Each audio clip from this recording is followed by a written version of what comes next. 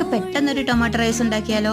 അതിന് വേണ്ടിയിട്ട് അരമണിക്കൂർ ബസുമതി റൈസ് കുതിർത്തെടുത്ത് മാറ്റി വെക്കുക. പിന്നെ അതിലേക്ക് മീഡിയം 2 തക്കാളി, ചെറിയൊരു സവോള, പിന്നെ കുറച്ച് ജിഞ്ചർ ഗാർലിക് പേസ്റ്റ്, നെയ്യ്, കുറച്ച് സ്പൈസസ്. ആദ്യം ഒരു കുക്കർ അടുപ്പിൽ വയ്ക്കുക. അതിലേക്ക് 2 ടീസ്പൂൺ എണ്ണ ഒഴിക്കുക, 2 ടീസ്പൂൺ നെയ്യ് ഇടുക, പിന്നെ 1 ടീസ്പൂൺ കടുക് ഇട്ട് കൊടുക്കുക, പിന്നെ നമ്മൾ എടുത്ത് വെച്ച സ്പൈസസ് ഇട്ട് കൊടുക്കുക, പിന്നെ 1 ടീസ്പൂൺ ജിഞ്ചർ ഗാർലിക് പേസ്റ്റ് നമ്മൾ എടുത്ത് വെച്ചത്, പിന്നെ നമ്മുടെ തക്കാളിയും സവോള എല്ലാം കൂടിയിട്ട് നന്നായിട്ടൊന്ന് വഴറ്റുക. വഴന്ന് കഴിയുമ്പോൾ നമ്മളതിൻ്റെ പൊടികളായിട്ട് മഞ്ഞൾപ്പൊടി 1 ടീസ്പൂൺ, 1 ടീസ്പൂൺ മുളക് പൊടി, 1/2 ടീസ്പൂൺ ഗരം മസാല, ഇതെല്ലാം കൂടി നന്നായിട്ട് വഴറ്റുക. അതിനുശേഷം നമ്മൾ കുതിർത്ത് വെച്ചിരിക്കുന്ന അരി ഇട്ട് കൊടുക്കുക. അരി ഇട്ടിട്ട് നന്നായിട്ടൊന്ന് മിക്സ് ചെയ്തതിന് ശേഷം ഇതിലേക്ക് വെള്ളം ഒഴിക്കുക. അരിയുടെ മേലിൽ നിൽക്കത്തക്ക രീതിയിൽ വെള്ളം ഒഴിക്കുക.